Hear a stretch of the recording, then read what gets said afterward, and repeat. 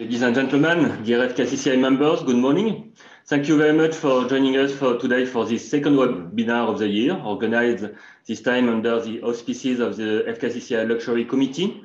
We discussed 2 weeks ago about a new expectation of millennials and Generation Z in Korea.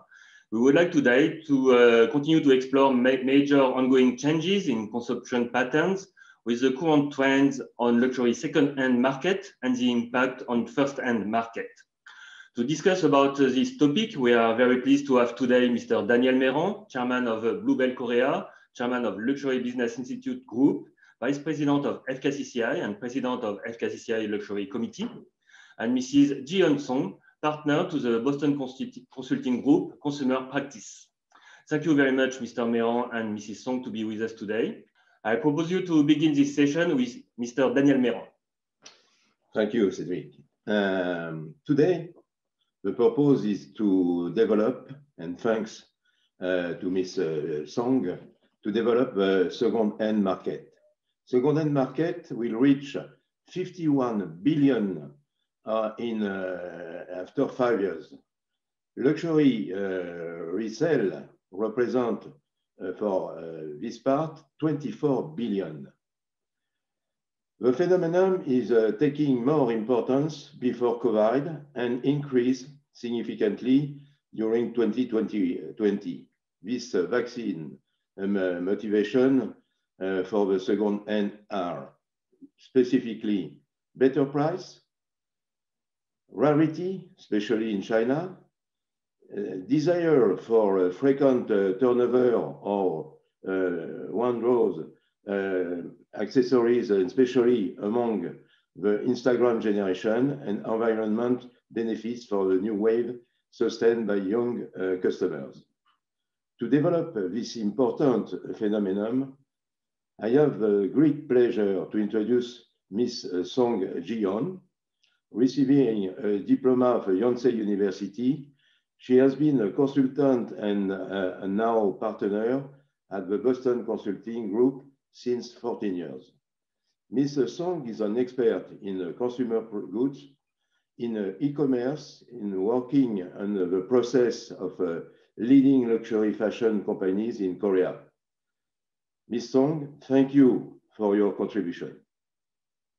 Thank you very much for giving me great opportunity to share our insights and experience in a second-hand market, especially both in global and also in Korea. Today, I'm going to share current studies in second-hand, focusing on major players in Korea and also market trends going forward in the next 3 to 5 years in Korea. So let me share the presentation. Okay, so today, first, I would like to share a brief view on global second-hand fashion market. In last year, 2020, BCG actually had a special study on second-hand fashion trends and market perspective, tightly co-work with Vestiaire Collective, which is one of the leading second-hand fashion platform in global market. So we would like to share some view on global market. And then also, and then as a second agenda, I also would like to spend some time to explain about the Korean second-hand fashion market as well. BCG Seoul office has multiple experience in working with several luxury-related players, such as department store, some digital platforms, who's very much keen to this huge growth of second-hand fashion market. And finally, I'd like to share our perspective, what this means to those luxury brands. So as you can see here, the second-hand market is, as of 2020, it's about, we estimate the market size in global level around 30 billion to 40 billion. So in terms of the proportion, it's not that big. It's actually only 2% of entire markets. We usually see the total fashion market, including luxury and mass fashion, as of 2019, around like 1,000 500 to 2,000 billion. And out of those total market, the luxury takes about 30 to 40, which means about 2%. But if you look at the growth rate, you can see the big difference on the right-hand side.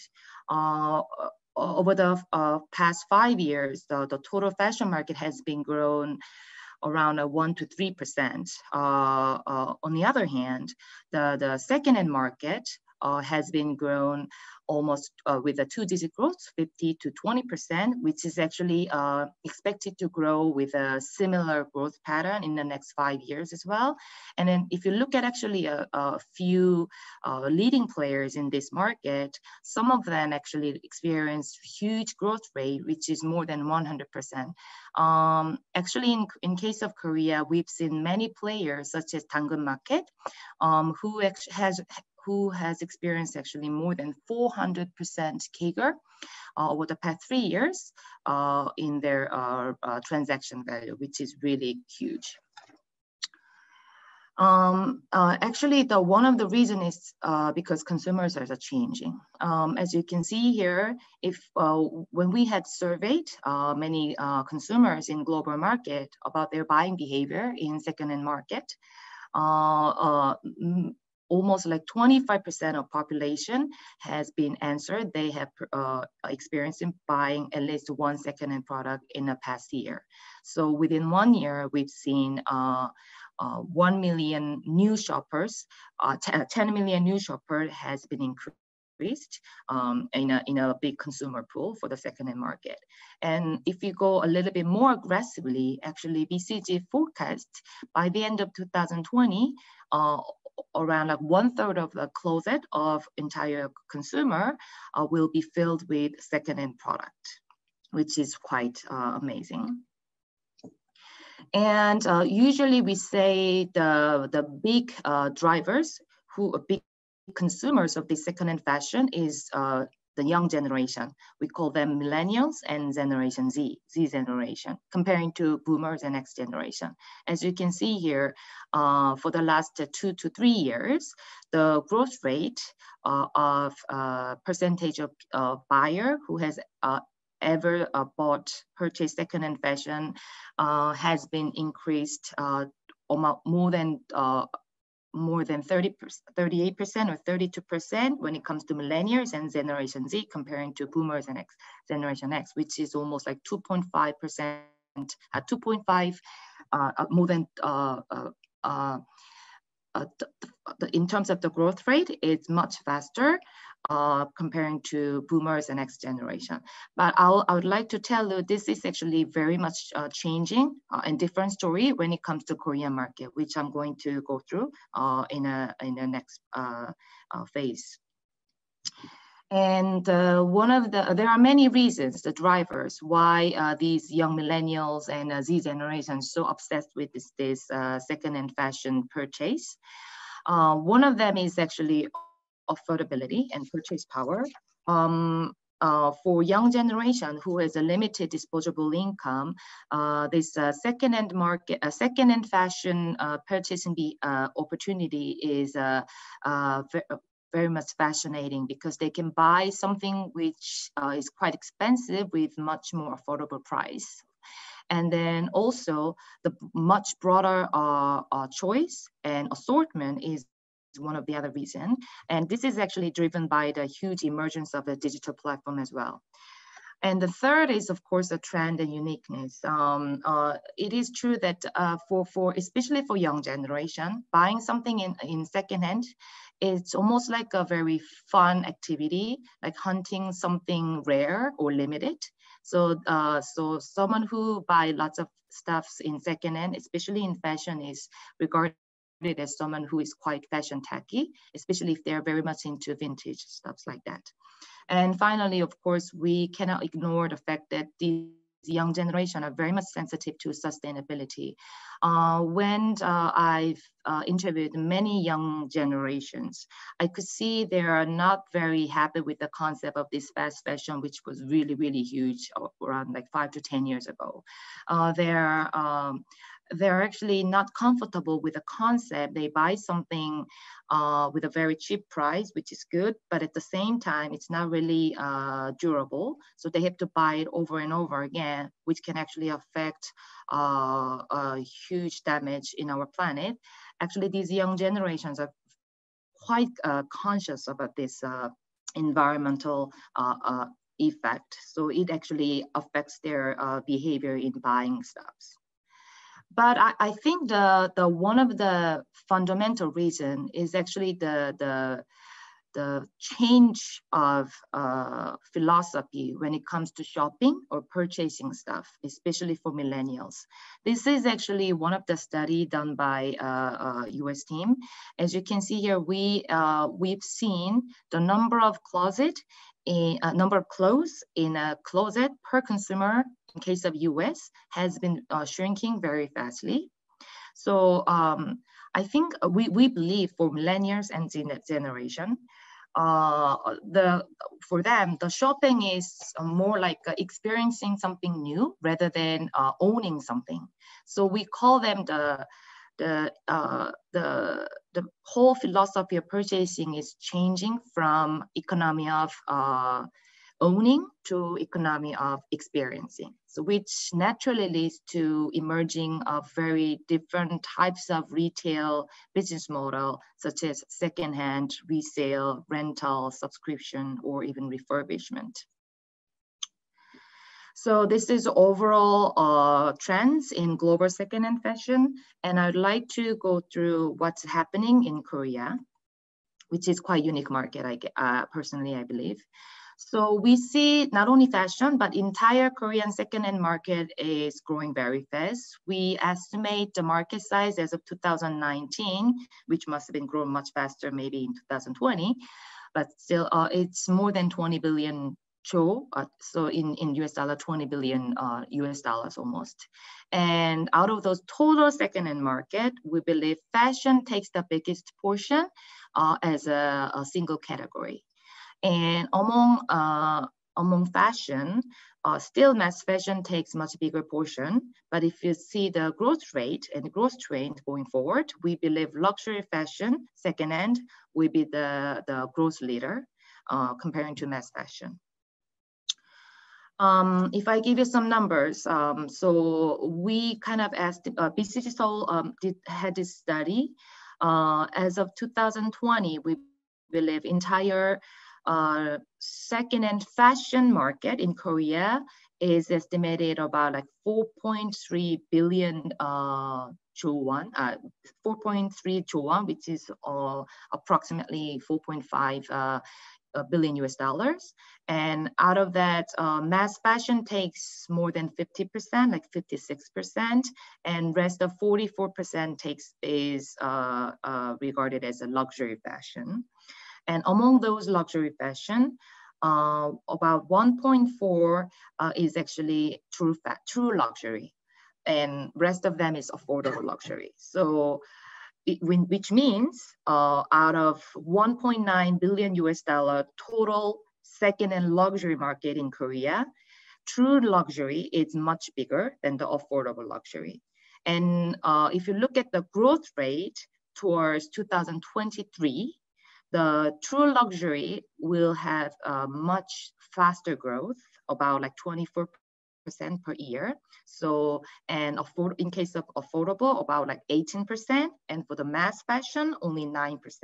So which means true luxury, the much expensive product in fashion, will lead most of the market growth. So we estimate in 2023, with a moderate view, the market, the total second-hand fashion market will be arrive more than $7 billion. And if you see it with a more aggressive view, there's a chance that it can hit almost 10 billion. The reason why I see that can happen, comparing to other markets, which already experienced a huge growth in second-hand fashion, the mature markets such as USA, Japan, UK, and France, the penetration rate is much smaller when it comes to Korea, especially for the luxury fashion. So as you can see here, out of total fashion, The second-hand fashion penetration for other for global markets such as USA, Japan, it's around 8 to 10%. But in case of Korea, in last year, 2020, it was only like 5%. And when we look at the luxury fashion only, so in those markets, the luxury fashion penetration is more than 10%, like 12%, and especially for UK, it's almost like 14%, but for Korea, it's only 8%. So still, it's much lower penetration of second-hand luxury in Korea yet. So we see there's a huge room to grow and potential in Korea.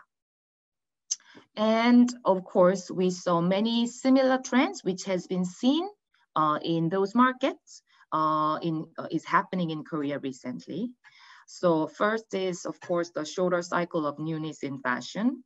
So even for Korean fashion players, both in online and offline, the new collection, new arrivals, the cycle of those new arrivals has been shortened very, very much. So especially for the online fashion, it's almost like 2 weeks to 1 month for them to introduce new arrivals. This the shorter cycle means a lot too, especially for young generation, because you have to understand this young generation, they always want to be shown as a trendy person. And this shorter cycle of new arrivals and newness in fashion gives them chance or thoughts or mindset. They have to buy something different and new to be following those trends. But as I said, because they have a limited income and economic situation, they always think about second-hand fashion purchase as a very meaningful purchasing behaviors. And also the second factor is actually expansion of luxury core target is becoming more and more younger. So especially in Korea, not only for secondhand, but also for primary fashion in luxury, more and more customers changing from those boomers and next generation, but more to younger generation, especially millennials and Z. And then third, expansion of SNS-based flex culture. This is actually very key for younger generation to be fascinated by luxury second-hand fashion. It's very important for them to be shown trendy and fashion tacky, especially in their SNS social life. And it's not really important for them whether they are wearing primary stuff. It's okay to show something if only if it's just a luxury. So it's very natural for them to think about buying something in secondhand, which can be much more affordable for them. And as I told you, the shift of consumption of economy of ownership to economy of experience is happening very fast also in Korea. And finally, we finally see a rise of more evolved and digital-based second-hand fashion business, those platforms in Korea as well, especially such as 당근 Market. So these recent trends actually driving faster growth in second-hand fashion luxury, I believe. And there is a unique part unique characteristic when it comes to consumers in Korean second-hand fashion luxury. As you can see here, for the last 3 to 5 years, like all the other global market, the big purchaser, big buyer of second-hand fashion was Generation X and Boomers. So, Generation Z and Millennial. So as you can see here on the right-hand side, from 2017 to 20, the annual growth per year has been around like 12%, 50% for those luxury fashion secondhand. And comparing to, but on the other hand, Generation X and Boomer, the growth rate was only like 2 to 3%. But we believe from now on going forward, those Generation X and Boomer will be joining in this huge boom of buying second-hand luxury fashion, so which will naturally increase the growth rate. So we will see much faster growth in Generation X and Boomer comparing to Generation Z and Millennials. And this is actually very unique situation comparing to other market, where still those buyers of those second-hand fashion is luxury fashion is mostly Generation Z and Millennial. And one of the key reason is actually the COVID-19. This COVID-19, especially in Korea, changes lots of stuff, especially the fundamental change of customers' buying behavior, and much bigger impact on Generation X and Boomer, because Generation Z and Millennials, even before COVID-19, they were very much used to buying stuff, even second-hand fashion and luxury, with online, which was just natural thing. But it was different story for Generation X and Boomer. They were not very much into this online, and for some level, they were quite reluctant to buy something, especially expensive one or some food, which must be very fresh with online. But this COVID-19 kind of forced them to experience this digital online shopping, because there was no way to buy something in offline because of this huge pandemic. So this actually changed the mindset and the buying behavior of Generation X and Boomers, especially in 3 areas. One is grocery shopping. So we believe they will, even after pandemic, we don't expect they will go back to the old days when they go out for the grocery supermarket or big hyperstore to buy fresh product. So they will stay in buying online with Market Kali or Coupang Local Fresh or Emart Mall. And the other is digital contents. Because they had to stay at home, especially with their young generation kids, they were actually introduced this new YouTube and Netflix words, thanks to their children. They happened to be fascinated by this consuming digital content.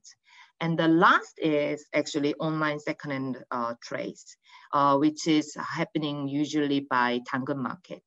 If you think about it, most of the purchasers of this second-hand fashion luxury is a woman, so mothers in their 40s or 50s or even 60s.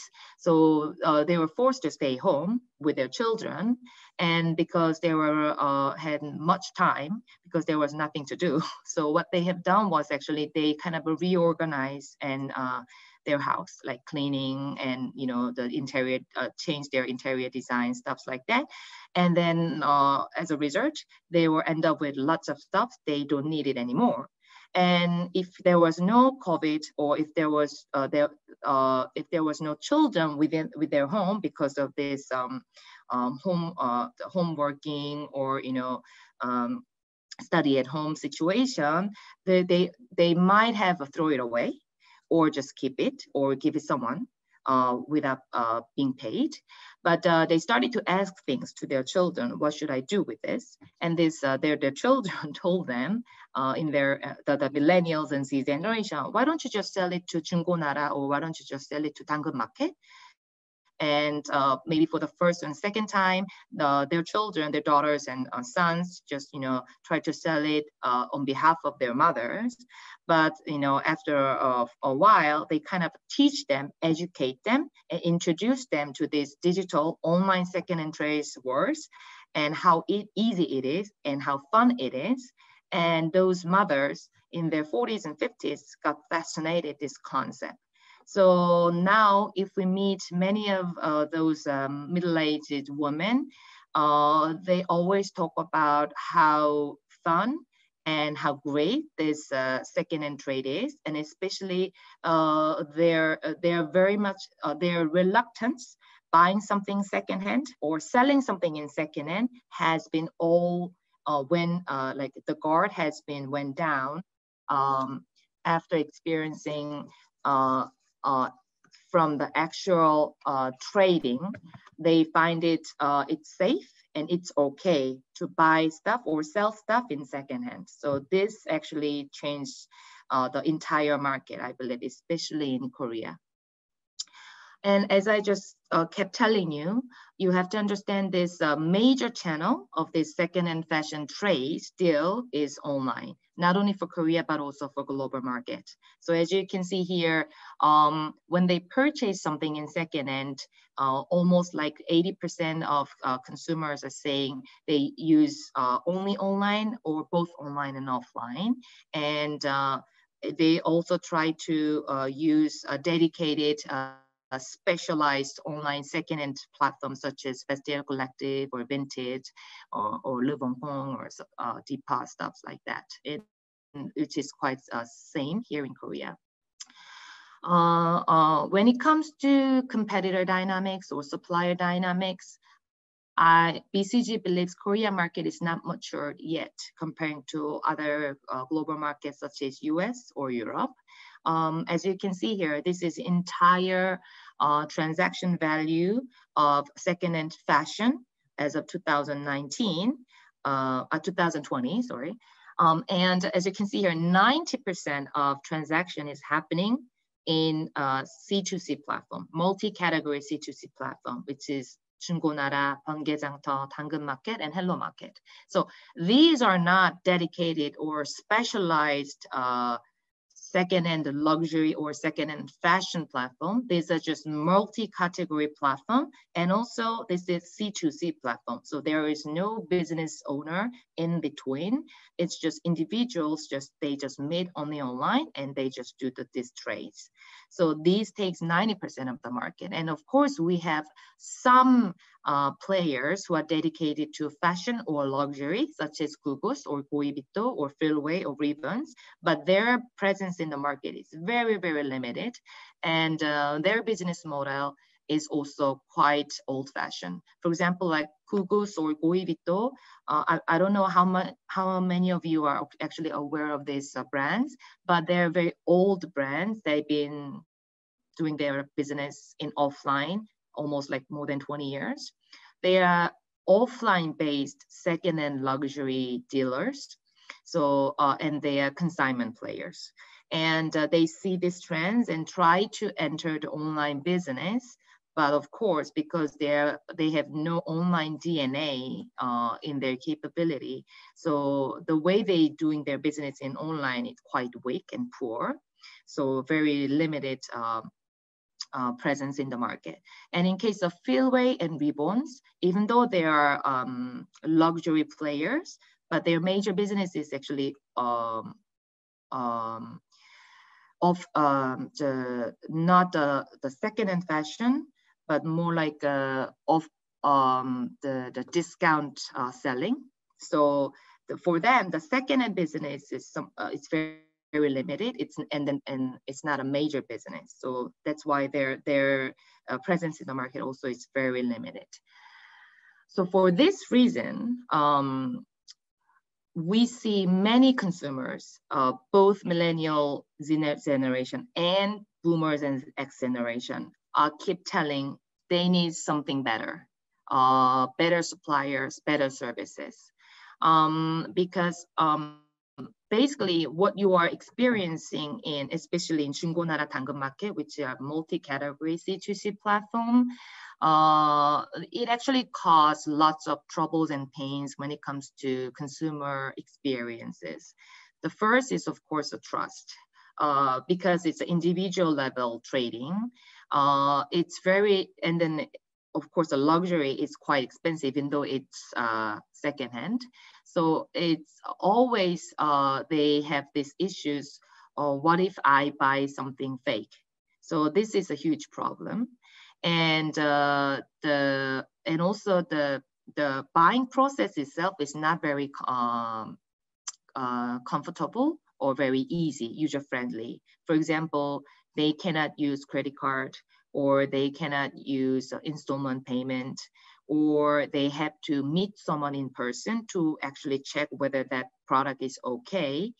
And also their experience in digital world, such as seeing the pictures and see the state of the product, like condition of the product, it's always depending on who's actually uploading the product. So it's not really standardized. So these actually becoming more and more pain, even though the demand is it's skyrocketing. So we believe there's a huge room, especially in Korean market, like new, upgraded, sophisticated luxury fashion second-hand dedicated platform will be introduced, should be introduced, which is already happening in other markets such as Japan, US, or Europe. So these are the like next generation business model we already saw in global markets. So like Mercari is a #1 second-hand players in Japan. Yes, it is a C2C platform, multi-category C2C, but they adopted this fantastic AI machine learning based digital capabilities in their operating. So for example, when it comes to pricing, which is also another problem and pain for consumers when they buy something or even they sell something, because they don't know what is the right price. But in case of Mercari, they actually use this AI and analyzing instantly like the demand and the supply of these exact items or similar items. So try to propose the guidelines, what is the right pricing range. So this is actually what Mercari is doing. And when it comes to Real, which is quite famous players, especially in Europe, in US market, they're full consignment model, and they actually understand consumers, even though they are buying something in second-hand, but because still it's a luxury. So consumers are expecting the customer experiences must be quite similar to when they buying luxury. So one of the catchphrase for Real is the Real TRR is we want to give the exactly same consumer buying experience or selling experience when they buy Chanel in offline market or in online, the primary Chanel. So that's so what they're doing in their online platform is quite fascinating. So even though there is still much room to improve, I see, but they're trying to leverage the content commerce and much stimulating contents and buying experience or luxury buy when it comes to online secondhand purchase. And as for the ThredUp, which is quite controversial, I guess, they're not actually luxury. They're a mass fashion focused secondhand player, and they put lots of investment, especially in SCM, because they're actually the one who carries most biggest brands and SKUs in the world when it comes to secondhand, and dealing with these lots of SKUs in an efficient way, it's very difficult. So they actually have this huge SCM investment. For example, they have a dedicated distribution centers, and they also adopted this AI system. So when they got this secondhand product from some individuals, and if they just they can the AI can instantly see the product and can turn it into a database with a lots of characteristic or tagging information, such as the colors, the brands, or the size, or the type of the design, like styles or stuff like this, so that they can they really want to use this data into curation or personalized recommendation, especially in the front end. That's what they're trying to do. But but personally, I'm not sure whether ThredUp will be very successful, because they put lots of money, especially the fixed costs in SCM. But their average basket size is so small because they are selling not luxury but mass. So there are many opinions, especially in this business world, that their economics will never be made. So we'll see. And we of course have a Poshmark, which is also one of the unicorn player in a global market. They're both luxury and mass fashion, and they're actually expanding their category into living as well. And the uniqueness of Poshmark is basically I think they thought through what millennials and Z generation actually wants, and they combine this concept of SNS, like Instagram, into the secondhand fashion. So when we interviewed Poshmark, they don't see themselves as a secondhand fashion commerce player. They see themselves as SNS or community player, like a Facebook. So their vision is to become a Facebook. The only reason why they adopt the concept of secondhand fashion is because they know for millennials and Z generation, this secondhand fashion trades and deal is something very fun and topic. They can attract many users into this new SNS platform. So there are many different types of business model even in secondhand fashion. But as I told you, in case of Korea, we've seen none of them happening yet. But so there's a lot of opportunity, I guess. And I think that opportunity window is not, it will be closed in a quite short amount of time, because I saw many players, even in Korea, the legacy retailers, department store, even fashion manufacturers or like digital players, they're all very much interested in entering this secondhand fashion market, especially in luxury. And some of them are already preparing to introduce something new. So yeah, so I think we'll see some new platform or new players coming to market in a very short amount of time.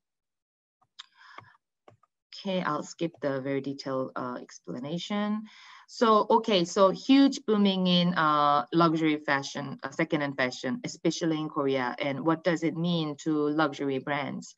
We know that for luxury brands, for a very long time, those secondhand market was something irrelevant or something they don't want to be part of it. They don't want to be part of. As you know, actually, secondhand business has been around us for a very long time. We know garage sale or yard sale, or maybe different like Google's or Goibito, like different type of offline-based and local-based secondhand market business has been always here in the market. But this huge emergence of digital technology or online platform actually kind of stimulate this new innovation and much faster growth in secondhand business, especially in luxury. And BCG believes it's time for luxury brand to revisit what that means, and also if they see it with a much aggressive view, especially for the future, it's time for them to think about, is there any way that we can get some benefit or advantage by collaborating with some of the players or be part of that business? Because as I said, we have to understand many consumers will be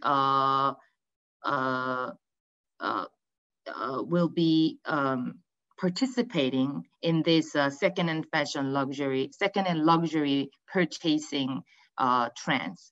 Not only young generation, but also even boomers and X generation who are very much reluctant to this, buying this secondhand fashion. And this will impact, I think, when it comes to buying primary fashion or primary luxury as well. Some brands, you can actually use this as a kind of a marketing message. So that some brands who actually has collaborating with a secondhand fashion can be seen as some brands who are very much interested in environment or sustainability. But the most important reason is actually the consumer acquisition and consumer loyalty. We've done many surveys with these secondhand purchasers, and we saw that almost 50% of secondhand shopper purchased a brand that was new to them, which means this secondhand purchasing is kind of a channel or a chance for them to experience new brands, which means for those luxury brands, it's a chance to introduce their brands, even though it's a secondhand. And also, the interesting factor is almost like 50% of who bought new brands as a secondhand consider to buy those brands as a primary at a next shopping chance. So it's not just stop there. They buy something new brand in a secondhand, and they got attached to this brand, and they think about, oh, maybe next time I'll buy this in a new stuff in that brand. So it's a very good chance to really do this marketing with this secondhand. And also the customer loyalty or how can I say, the bigger basket size. You have to understand that nowadays, young generation, both young generation and older generation, but especially younger generation, when they buy something, not only for luxury, but also everything, they always think about this resale value. So, and it's quite same for older generation. What I've heard from many consumers was that because there is a secondhand market, because there is chance that I can resell them, when I buy something in primary, now I can consider buy much expensive one or buy more. So when there was no secondhand market, when they want to buy something very expensive, like $5,000 bag, it's just, they have to be very considerate. Like, do I really want this? Because it's just one and only time, like maybe after next 6 months or something like that. But now they know if they don't like it, they can just resell it. So it gives them much freedom. So they can consider buying something more expensive, or maybe they can buy 2 things instead of just one bag. So this gives a much bigger chance we can increase the basket size of each consumer when it comes to primary luxury purchase. Yeah, exactly. So this is actually the rationale behind. So as you can see here, the 1/3 of true luxury buyers or consumers, the reason why they actually consider secondhand purchasing is actually to empty their wardrobe and finance new luxury purchase, which means this secondhand fashion market getting bigger and bigger can actually help this primary market to grow as well. This has already happened, especially in Japan market, because of this Mercari. There is a terminology called Mercarinomics in Japan, which means you have to understand in Japan, the entire fashion market, the growth rate for the last 10 years has been very, very stagnant. Japanese people, for them, fashion is not that much, they don't spend that much money comparing to their wealth to fashion. So the fashion market, the growth rate is like almost less than 1%, very, still. But after introducing of this emergence of a Mercari, and especially for luxury, there have been lots of trades and deals in digital world, and they see, oh, I can buy something, but I can resell it within 1 month or 3 months. So this actually gives a huge boosting, not only for secondhand, but also for primary market as well. So that's what called Mercarinomics. So this is actually the mechanism between secondhand fashion and primary fashion. And also, but you also have to understand from brand's perspective, luxury brand's perspective, what people are looking for. Secondhand is not always same for what they are looking for in firsthand. So here, as you can see here, the green graphs, it's actually the score, how much popular each brand in secondhand market. So as you can see here, Alexander McQueen is actually #1 when it comes to their popularity in secondhand, but actually the number of primary purchase, the gray bar, is not actually #1. So what does this mean is, maybe what people are looking for in secondhand, it might be a little bit different, such as much more trendy or fashionable, or sometimes even durable. So I think if you really want to try to make some synergy between secondhand fashion and primary fashion, you always have to understand what you are trying to give as a message, key message to consumer cannot be always same in secondhand fashion market. And finally, yeah, this is actually another rationale. The young generation, when they buy something in primary, the resale value is actually very important. So, so this resale value, when the size of the resale value is actually now is determining the popularity of the primary market. So that's actually what we're trying to say here. I would like to thank you a lot, Mrs. Song, for sharing your insight on this issue. Thank you to all the participants. You are more than 60 persons connected. And thank you to the Luxury Committee and its president, Mr. Daniel MAYRAN, and all the committee members. And thank you very much. And I hope we'll be able to meet again very soon. And to conclude, I'll let Mr. MAYRAN.